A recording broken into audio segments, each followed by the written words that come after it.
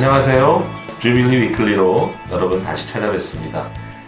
오늘은 우리 기쁨의 교회 캠퍼스에 있는 리버티 하우스 2층에 새로 단장된 컨퍼런스 룸에서 여러분 만나 뵙습니다. 반가운 우리 패널리스트가 다시 모였는데 한 주간 잘 지내고 계시죠? 네. 네. 우리 이장원 전도사님만 유일하게 여기 지금 전도사님인데 지난 월화 이틀에 걸쳐서 우리 복미주 노회가 진행이 됐고요. 이번에 안수 준비 다 하셨죠? 네, 그런 것 같습니다. 시험이 어땠습니까? 시험이요? 생각한 것보다는 쉽지 않았습니다. 그 희한한 표현이시네. 생각하는 것보다 쉽지 않아. 일단 박수를 좀. 노예고시를 쉽게 보다니. 제일 본인에게 좀 좋은 의미에서 챌린징 했던 거는 뭐예요?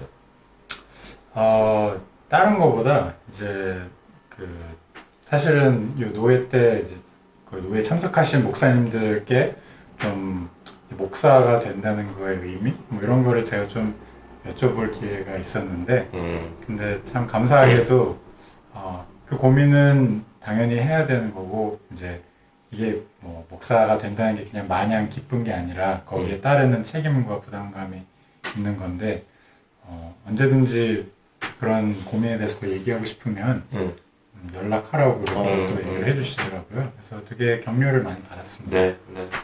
뭐 우리 성도들이 교회에 멤버십이 있듯이 이제 목회자, 특별히 목사는 노회 멤버십이 이제 있기 때문에 이제 그런 의미에서 노회가 또 서로를 많이 격려하고 또 체크 앤 밸런스 해주는 그런 일종의 공동체죠. 네. 그래서 아마도 10월 첫 주일 정도에 이제 안수식이 거행이 되면 우리 이장원 목사님 이라고 하는 타이틀로 새 회계연도를 시작할 수 있을 것 같습니다. 좋은 일이죠. 네. 오래 기다렸습니다. 네.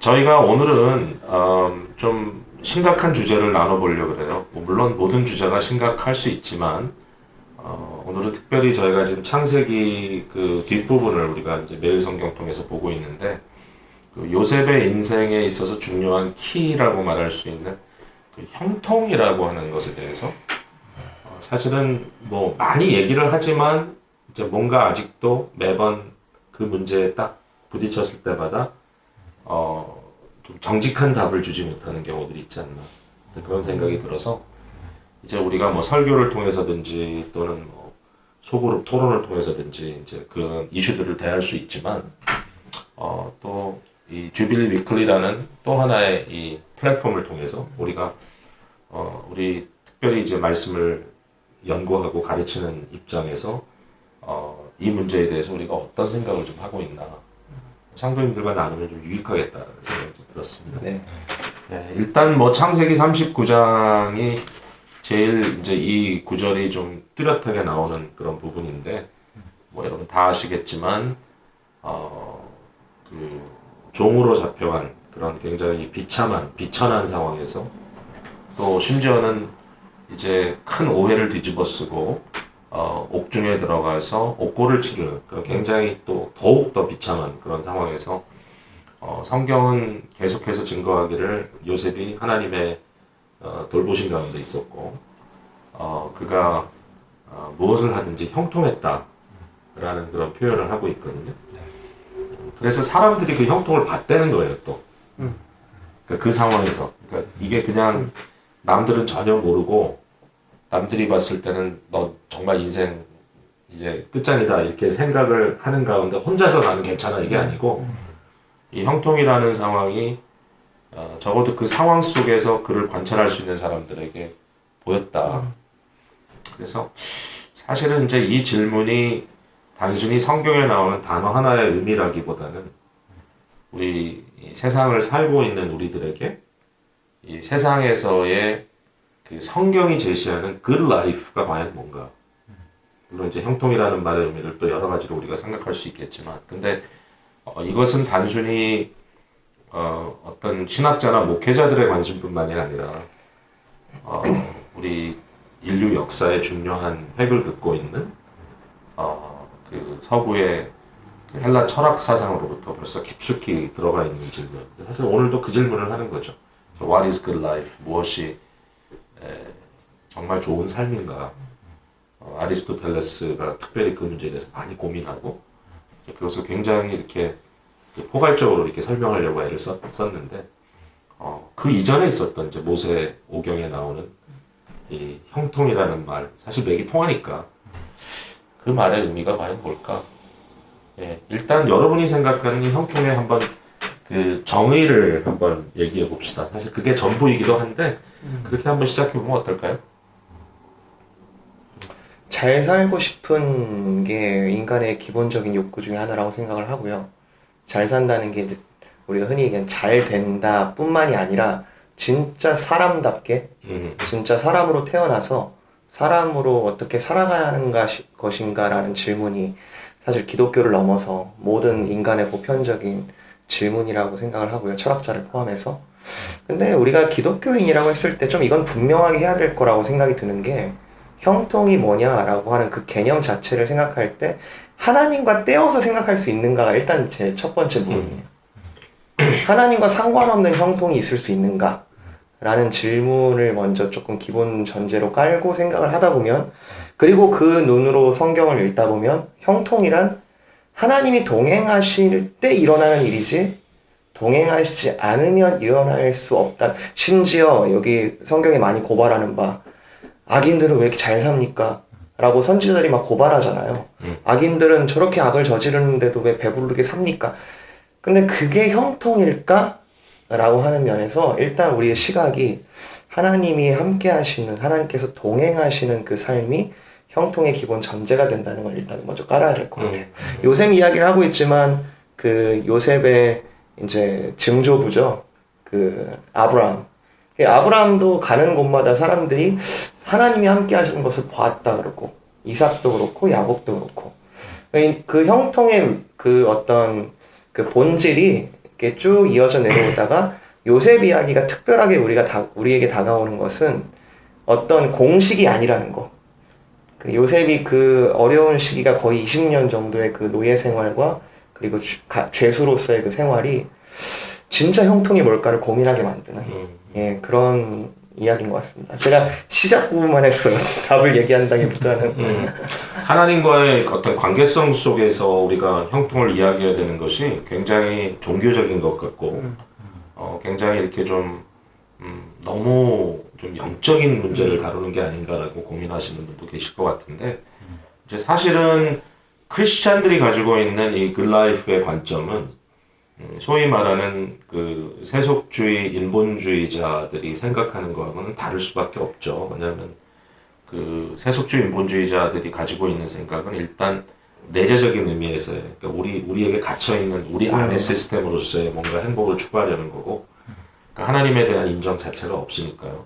또 자연주의자들이 대부분이고 그러니까 이제 이러한 것과는 분명히 다르고 근데 이제 거기에 대해서 우리 교부 어거스틴 같은 경우에는 우리의 그 굿라이프의 가장 중요한 첫 번째 포인트로 하나님과의 관계성을 이제 다루고 있는데 이제 사실은 그거는 그 이전에 아리스토텔레스 잠깐 언급했지만 이제 그런 철학자들이 갖고 있던 고민 즉 인간의 목적 자체와 부합해야 된다. 그러니까 what is human all about? 그러니까 인간이 뭐냐?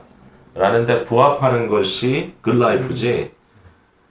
자기의 목적과 전혀 부합되지 않는 것이 굿라이프일 수 없지 않느냐. 그렇죠. 이걸 전제로 했을 때 창조주 하나님의 생명의 공급이 또 그 창조주를 알고 그로 인하여 그를 즐거워하는 것이 가장 근본적이다라고 생각한 것은 너무 당연한 거고 이건 단순히 종교적인 답이 아니라 이것은 굉장히 인간의 어떤 그 존재 자체에 대한 본질적인 답인 것 같아요. 그래서 하나님이 함께 하신다는 말을 사실 사람들은 굉장히 감정적으로 이해할 수도 있을 것 같은데. 예, 네. 또 좀 미스틱한 예, 예. 근데 사실은 이건 어떻게 보면 하나님과의 관계성. 그러니까 하나님과의 그 관계, 타이 속에서 우리가 존재하고 있다는 것, 이제 그 자체가 올바른 방향으로 간다는 이제 얘기겠죠. 사실은 또 이 인간의 존재 목적이 뭔가를 생각해 볼 때 이제 뭐 성경이 말하는 대로 하나님의 형상에 대한 부분 저희가 이제 빼놓을 수가 없잖아요.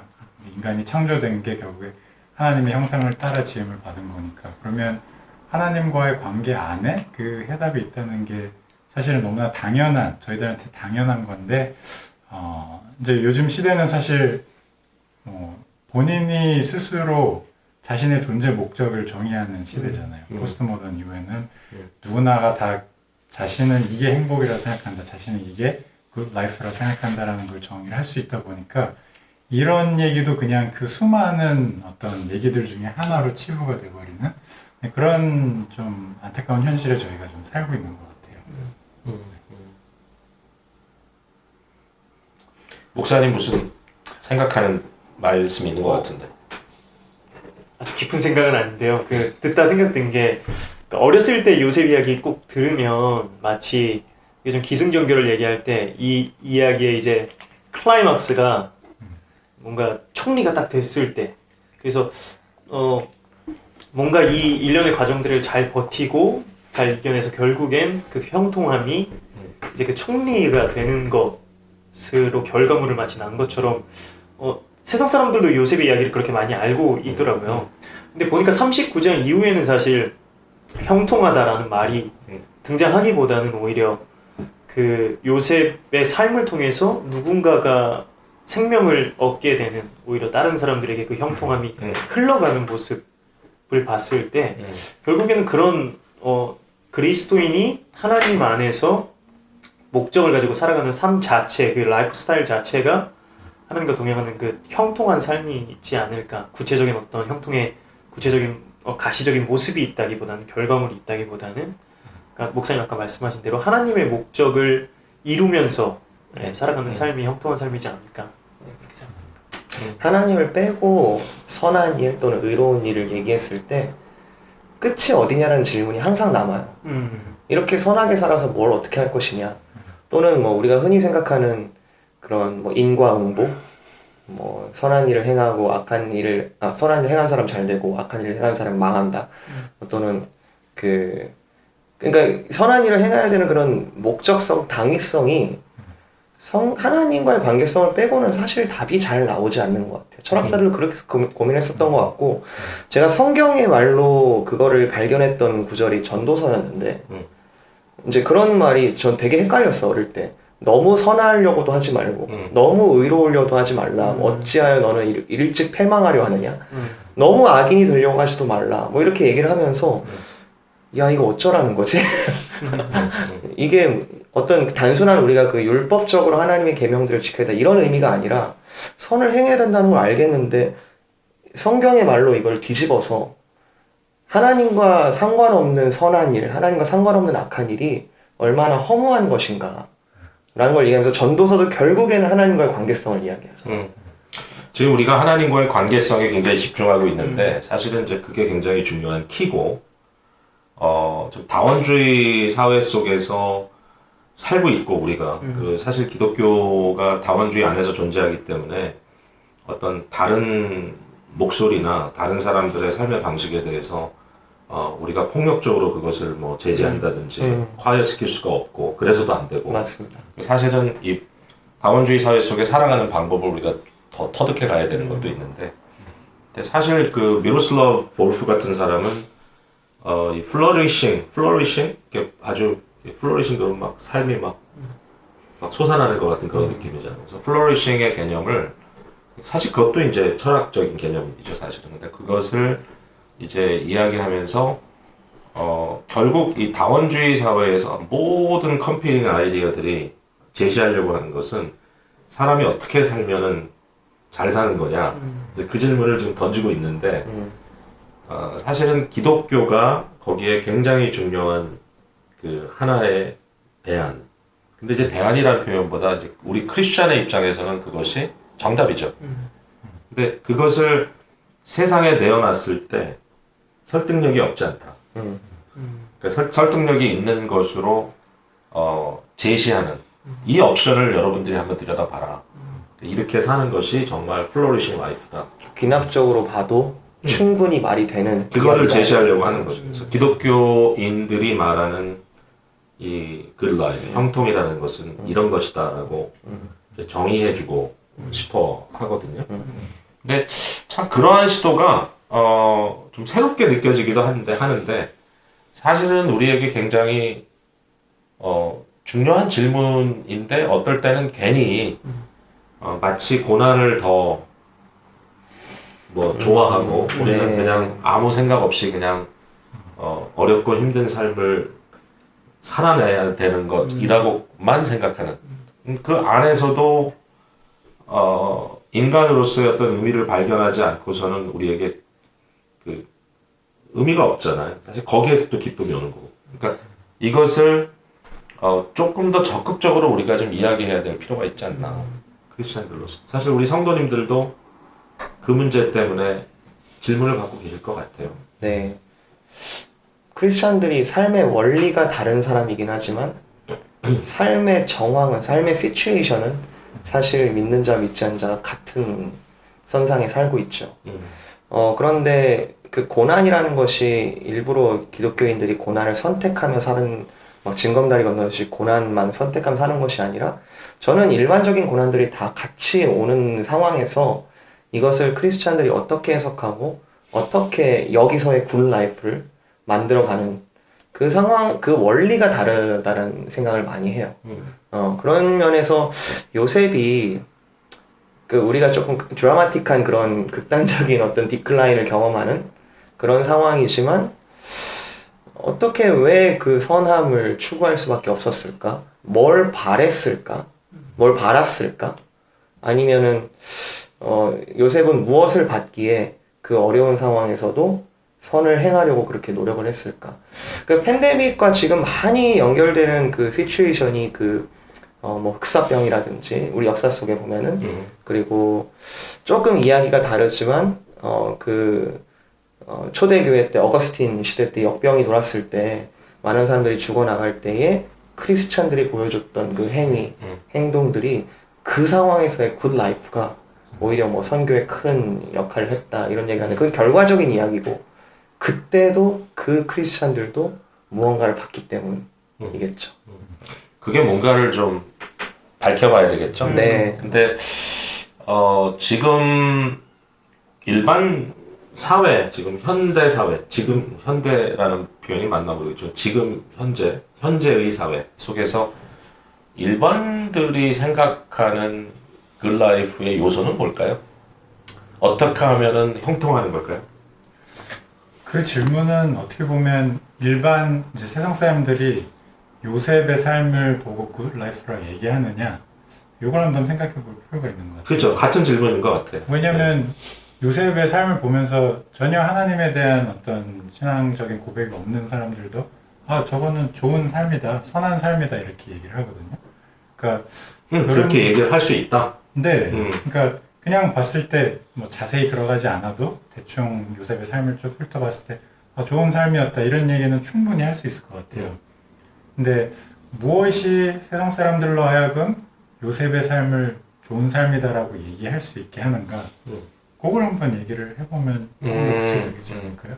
사실은 이제 또 다른 각도인데 제가 질문하는 어떤 의도는 뭐였냐면은 사실은 일반 사람들이 생각할 때 성공 또는 형통이라는 말을 들었을 때 그 요셉의 삶이라는 전체적인 어떤 드라마를 보기보다는 굉장히 이렇게 손에 잡히는 현실적이고 현재적인 것이라고 생각이 들어요. 일단은 그렇지 않을까? 라는 질문이었고 이제 그럼에도 불구하고 우리 전도사님께서 언급하신 그러나 사람들이 요셉의 스토리를 들었을 때 감동이 있다. 이걸 봤을 때 여기에 선함이 있다라고 얘기하는 것도 동의가 되네요. 근데 일단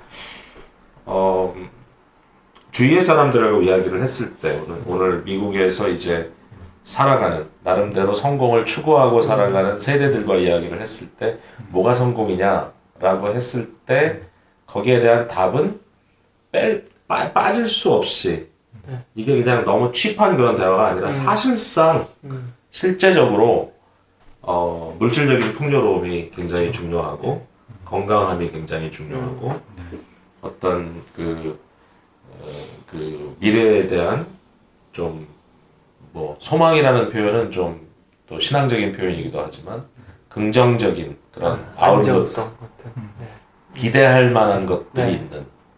그래서 삶의 상황 속에 말 그대로 어떤 쾌감, 쾌락, 플레저를 느낄 수 있는 이 모든 것들, 이런 것들이 사실은 성공이라고 얘기하고 있지 않나? 그 말을 많이 들어요. 네. 예전에 한국의 예능 프로 중에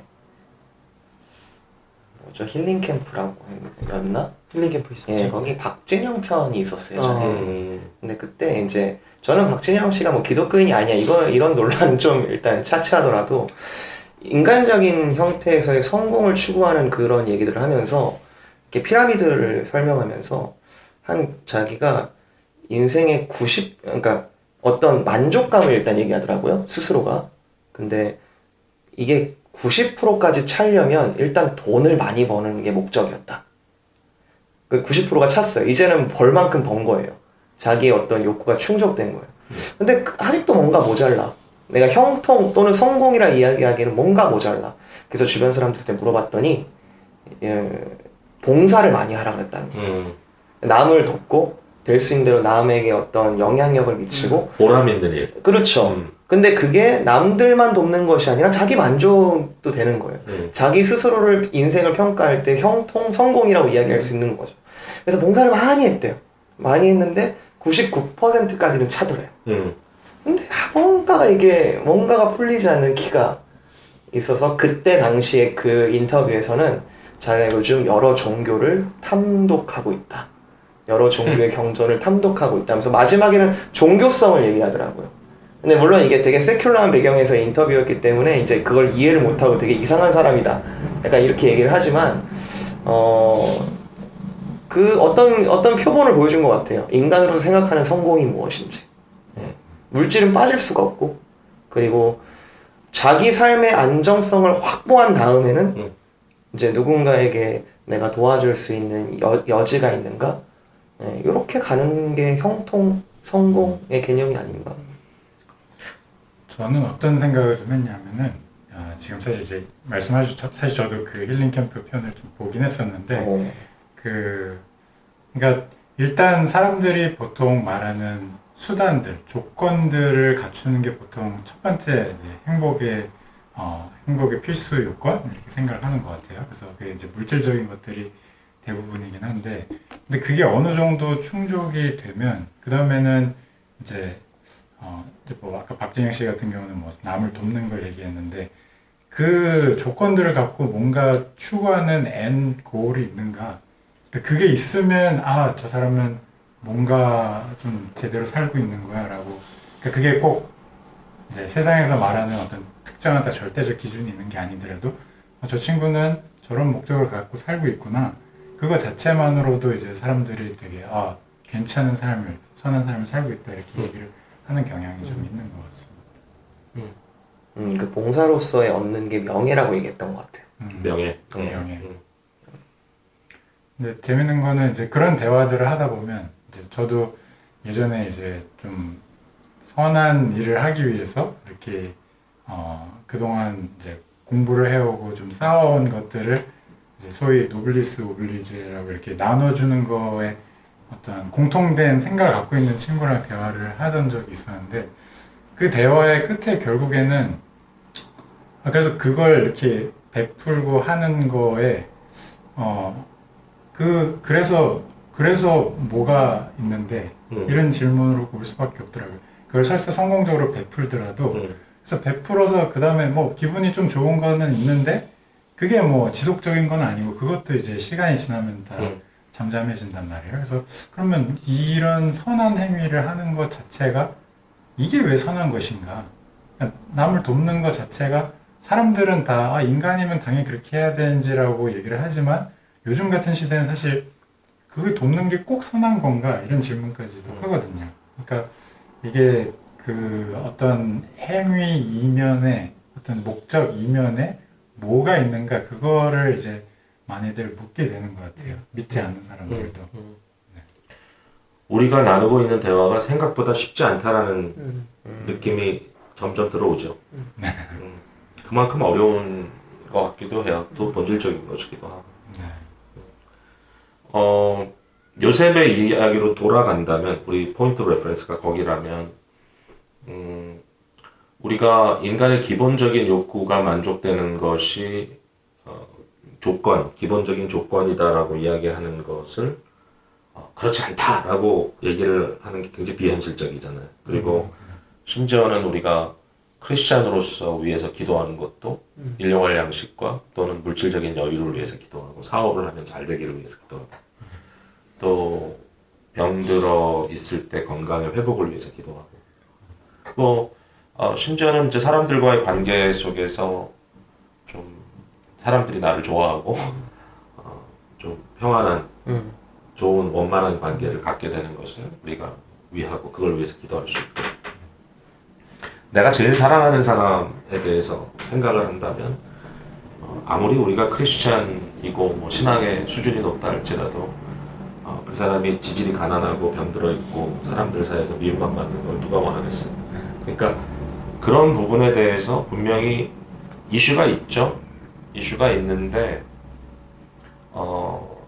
이제 그걸 무시한다는 건 아니에요. 그럴 수 없는 것이고 거기에 어떤 분명히 육체로 존재하는 인간, 물질 세계 속에 존재하는 인간으로서의 어떤 메리트가 있지만 근데 이제 여전히 요셉으로 돌아갔을 때 그 요셉이 직면한 위치에서 먹고는 살았겠지만 그러나 뭐 부유하다 그런 느낌은 아니고 일단 이제 39장에서 그리고 제일 나한테 이제 의문이 되는 부분이 뭐냐면은 그 사실 누가 나한테 당신의 행복의 요건이 뭡니까? 라고 얘기했을 때 내려놓기 굉장히 어려운 게 자유예요, 자유. 근데 사실 요새는 자유가 없거든요. 인간적으로 따졌을 때 종이죠. 거기에다가 또 옥에 갇힌단 말이죠. 그러니까 이런 상황 속에서 형통을 말할 수 있는 거예요. 그러니까 이런 게 그냥 감정적으로만 우리가 사람들에게 어필할 수 있는 부분이 아니고 뭔가 깊이 고민해 봐야 될 부분인데 그러니까 이게 전부 다를 얘기하고 있다고 생각 안 들어요. 그러니까 성경도 훨씬 더 광범위한 이야기를 할 때가 있는데 근데 적어도 요셉의 형통이라는 단어를 갖고 우리가 고민한다고 했을 때 과연 그 형통이 뭐냐라고 하는 데는 아까 박진영 씨가 한 거에서도 굉장히 어떻게 보면 퍼센트가 낮은 부분을 얘기하고 있는지도 모르겠어요. 근데 사실 우리가 생각하고 싶은 것, 또 저도 그렇게 생각하고 도리어 그 퍼센트가 거꾸로 돼야 된다는 생각을 하고 있죠. 물질을 갖고 90% 만족이 되느냐? 그렇죠. 그게 아닐 거라고 생각해요, 저는. 그 39장의 모순적인 참 상황이 분명히 형통이라는 단어가 쓰여 있으니까 우리는 하나님께서 요셉을 형통케 하셨구나. 요셉도 그거를 모르겠어요. 온전히 그걸 내가 하나님이 나를 형통케 하시는구나를 온전히 알았을지 누렸을지는 잘 모르겠지만 어떤 형통이라는 그 단어가 처음에도 나오고 39장 끝에도 나오는데 아까 인간적인 형통, 인간적인 성공을 이야기할 때 어떤 핵심적인 제일 바름 라인이 뭘까요? 했을 때 힘들지 않았으면 좋겠다. 내가 힘들지 않았으면 좋겠다. 너무 고생 안 했으면 좋겠다. 예. 그게 형통의 아주 기본 그 스텝인 것 같은데 여기 보면은 힘든 상황들이 계속 이어지거든요. 그래서 이 모순을 마주하면서 형통이 뭐냐라는 고민을 하게 되는데 근데 그 형통이라는 단어가 나올 때마다 사실은 여호와께서 요셉과 함께 하심이라 함께 하심으로 라는 단어로 이게 이해가 되지 않으면 너무 세상에서 말하는 형통의 개념과 너무 반대다라는 생각이. 그러니까 접점이 아까 뭐 이렇게 그 철학자도 좀 같은 맥락에 있다라는 것들을 조금씩 밝히긴 했지만 그 관계성이 이해가 안 되면 참 이해가 아예 되지 않는 개념이구나. 역시 이제 그 지점으로 돌아갔는데, 근데 이 형통이라는 것이 그 상황 속에 있는 사람들에게도 긍정적인 부분으로 보였다는 것이 저는 굉장히 음. 여전히 이제 중요한 질문이고, 과연 그 사람의 형통이 뭔가? 근데 이제 사실은 그 요셉과 굉장히 맥이 통하는 그 이민자로서 그 맥이 통하는 사람이 다니엘이잖아요. 이제 다니엘을 봐도 사실 그 바벨론이라고 이제 다른 이제 슈퍼파워지만 거기에서 그도 역시 요셉과 같이 이제 지배하는 그런 그 위치로 올라가는데 그 과정에서 요셉의 형통을 보면 왕이 베풀어준 진미를 거절하고 그것으로 인하여 자기 자신을 더럽히지 않겠다라고 하는 어떤 마음에 굳은 결심, 결단. 근데 그것이 비합리적으로 보이기보다는 도리어 그를 관리하는 사람에게도 설득력이 있었던 부분이 있었다. 그리고 결과적으로 얼굴이 더 빛나는. 그게 그냥 단순히 어떤 기적의 영역이라기보다는 뭔가 거기 뭐가 있다. 다니엘의 세 친구도 세상적으로도 성공한 이민자들이지만 혹시 성공한 사람들의 모습을 갖고 있지만 그들의 형통이 빛나는 순간들, 그러니까 가장 성경에 기록되어 있는 순간들은 풀무불 안에 던져지고 다니엘이 사자굴에 던져지기도 하고 이제 이러한 상황들에게도 그 자체가 좋다는 얘기를 하는 게 아니라 그럴 때도 굴하지 않는 성공, 그럴 때도 굴하지 않는 형통. 그러니까 결국은 그 형통이 옳았다라고 하는 어떤 증명이 따라오는 형통이었다는 게 굉장히 중요한 것 같아요.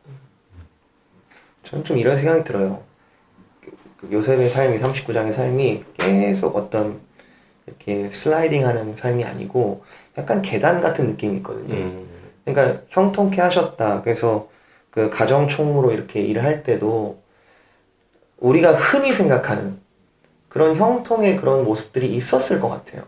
그 안에서 있었다면 인정받는 것도 있고. 그렇죠. 그 안에서 사람들로부터 정말 저 사람 정말 선하다, 참 좋은 사람이다 이런 인정들도 받았을 수 있고 그랬는데 이게 굵직굵직한 사건들을 통하면서 내려가는 거거든요 지금.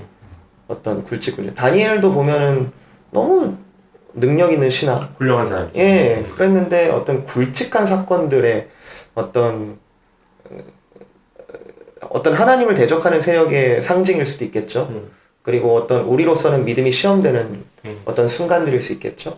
그럴 때 툭툭 떨어져서 내려가는 것 같지만 사실 결국엔 건져 올리신 하나님을 보면서 아 이것도 나중에 보니까 형통이었구나를 경험하게 하는.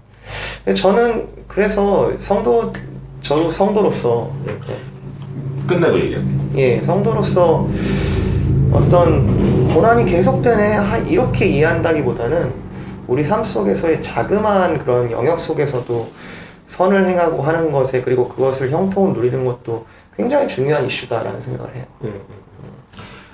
내가 지적하고 싶었던 부분은 뭐냐면은 그런 어떤 각도에서 살펴보니까 형통이라는 단어 자체가 어떤 상황이나 과정은 아닌 것 같아요.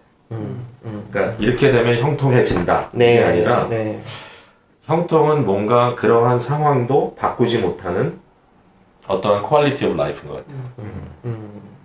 그 포인트를 좀 짚어야 될 것 같아요. 그래서 그렇다면 이제 그 총리가 되었을 때도 과연 그 형통은 지속되는가? 그렇죠. 그러나 올라갔기 때문에 형통한 건 아니고 그렇죠. 또 감옥에 내려갔기 때문에 형통이 안 된 것도 아니고 형통이라는 캐릭터가 있는데 그게 다니엘과 세 친구도 동일한 거고 그러니까 어디에 있든지 그가 형통하기 때문에 그 형통이라는 캐릭터를 봤을 때 사람들은 매력을 느낀다는 거야 이게. 네. 그러니까 아주 막 그지같이 사는데 그게 형통이다 이게 이런 어떤 그런 그냥 자기 주장이 아니라 어떠한 상황에서든지 그 사람을 봤을 때 매력을 느낄 수 있는 형통이 있다라는 거죠. 그러니까 뭐 그냥 금욕주의나 뭐 이런 식의 어떤 그냥 고난을 자처한다고 그거 자체가 형통이 아니라 아니지 아니라고 생각해요. 네.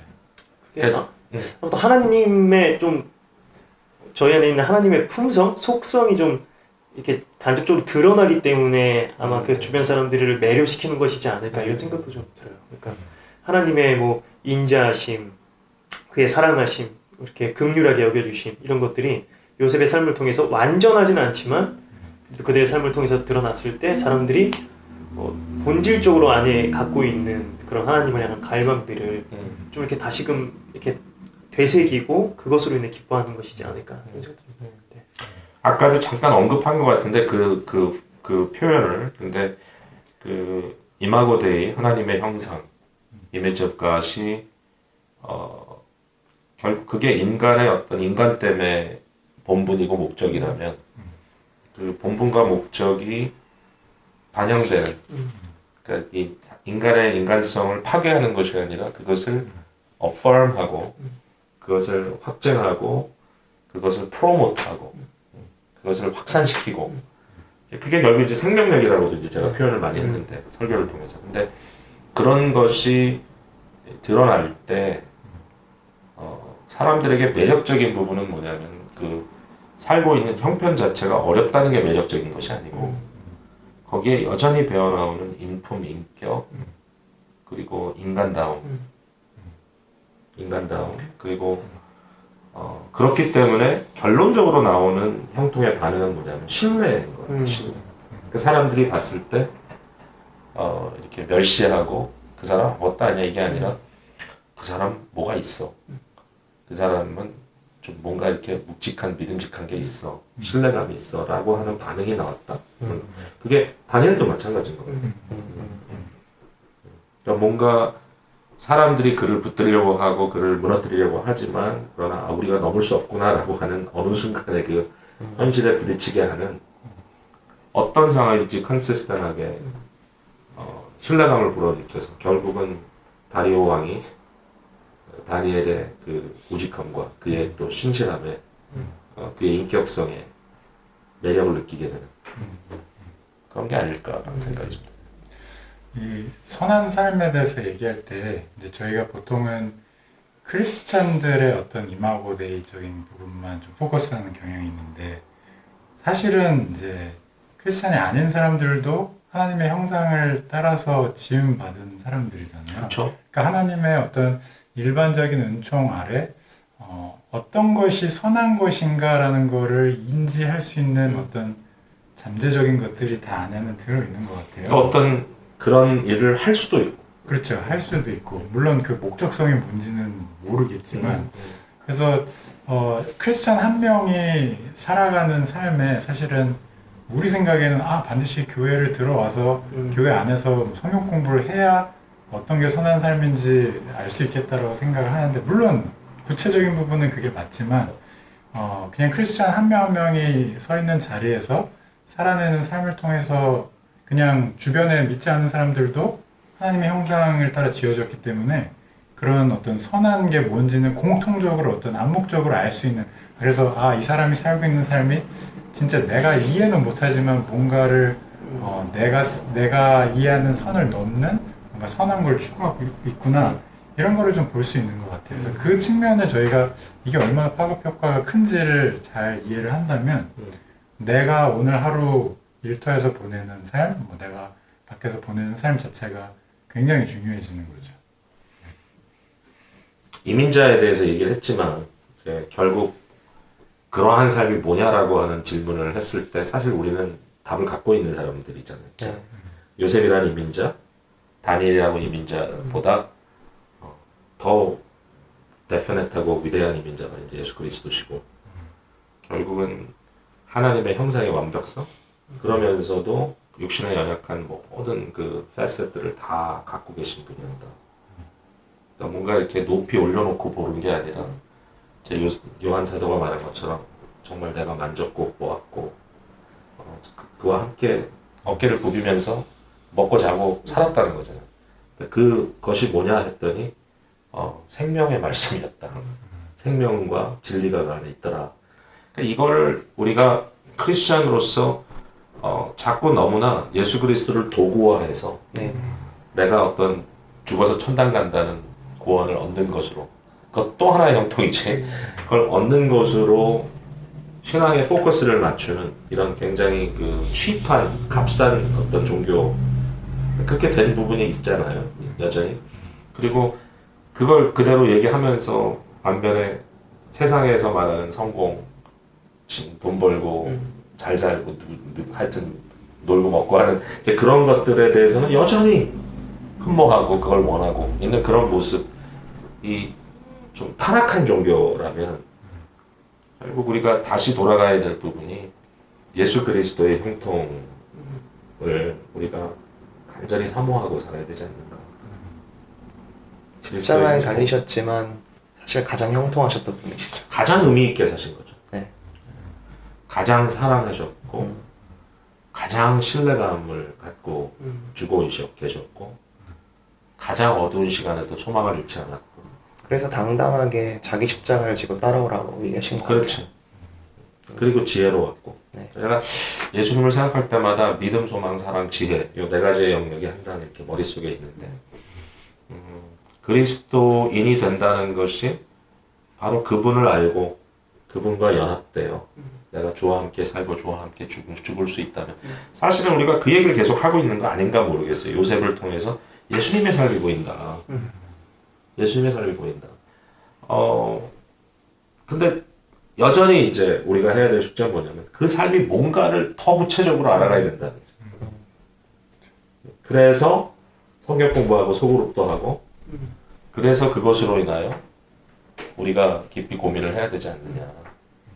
그리고 루터가 말한 것처럼 기도하면서 말씀을 묵상하고 그 말씀을 끊임없이 계속 내 안에서 메디테이트하고 그리고 삶의 고통이라는 현장에서 살아내고 그걸 통해서 결국은 생명의 말씀이 우리 속에 역사하는 것을 경험한다.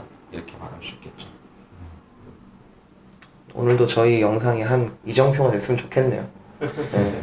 그 정말 형통을 발견하는 오늘도 사실은 제가 하고 싶은 이야기를 다 미리 생각하고 온 건 아니고 우리가 이야기를 나누다가 이제 여기까지 온 건데 정말 이거를 사모해요. 나의 삶 속에. 그리고 이것이 어려운 시대에도 사람들에게 소망이 되고 감동이 된다면 우리가 잘 살았다고 생각할 수 있을 것 같아요. 네, 클로징 코멘트 한마디씩 하시죠. 남은 한 주도 형통하길. 저도 네 저희 모두가 하나님 안에서 네, 형통한 한 주 또 삶 평소에 그런 삶이 되기를 네, 응원하고 또 기도하겠습니다. 네. 저는 형통을 어떤 행동이나 어떤 뭔가 내 삶에서 실천하는 것으로 구체화될 필요가 있는 건 사실이지만 그것 자체에서 형통을 찾지 마시고 그리스도 안에서 형통을 찾으시면 자연스럽게 삶에서 내가 직접 실천해야 되는 게 뭔지 드러나지 않을까 싶어 해서 그렇게 주 안에서 형통하시는 우리 성도님들 됐으면 좋겠습니다.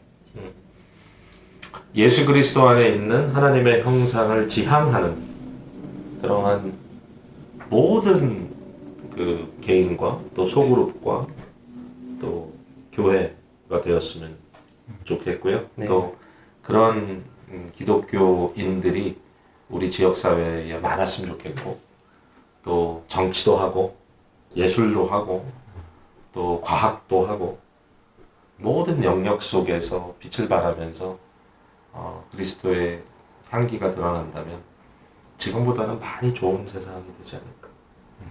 네. 우리 주님께서 오시면 물론 완성시키시겠지만 그런 기대감을 갖습니다.